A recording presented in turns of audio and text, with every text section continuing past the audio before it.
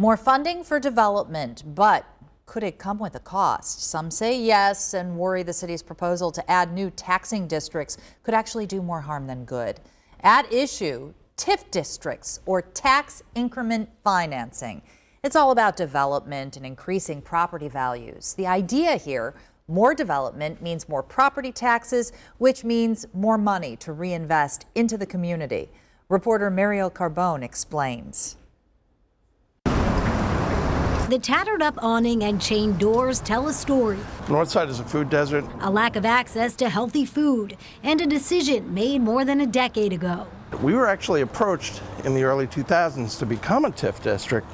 We turned it down, but we couldn't help but think, like, hey, if we said yes to this, we'd have enough money to fund this project. Fred Newrohr is president of Northside Community Council. He says the area's food issues plus affordable housing plague the neighborhood. But he's hopeful a designation as a TIF district could change that. There are plenty of possibilities. Northside is one of 15 Cincinnati neighborhoods that could become TIF districts next month. They're shown on this map in pink. TIF, or tax increment financing, is a tool based off of property taxes.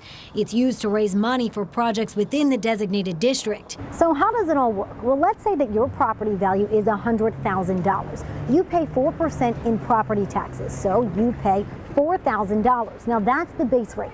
Now, over the years, the property value, it increases because of renovations and new construction. So now your property is valued at $150,000. You still pay that 4% property tax, but now you're paying $6,000 in taxes. Now, the original base rate, that $4,000, it still goes into the general fund, but anything over that, the additional $2,000, that goes into a separate pot, the TIF pot, which can only be used for TIF district projects. You know, we're trying to encourage growth in areas where there is no growth. Council member Jeff Pastor supports the districts and says the proof is in the progress. No one can argue the great renaissance that we've seen in over the Rhine and Walnut Hills. It makes me very upset. But not everyone sees it that way. This is my sister. She's deaf, blind. Some, like Joanne Hall, worry about the impact it'll have on voter-approved levies, like the one that funds programs for Hamilton County Developmental Disability Services.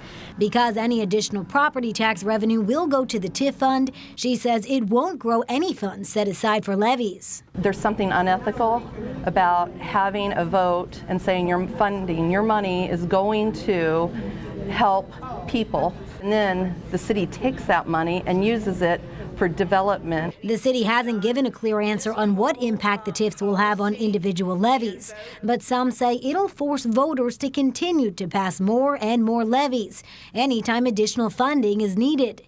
Still, leaders say they're giving the neighborhoods what they asked for. This is not something that council was saying, hey, we're going to make you a TIF district, we're going to make you a TIF district. These are folks who are actually requesting these TIF districts. Mariel Carbone, 9 on your side.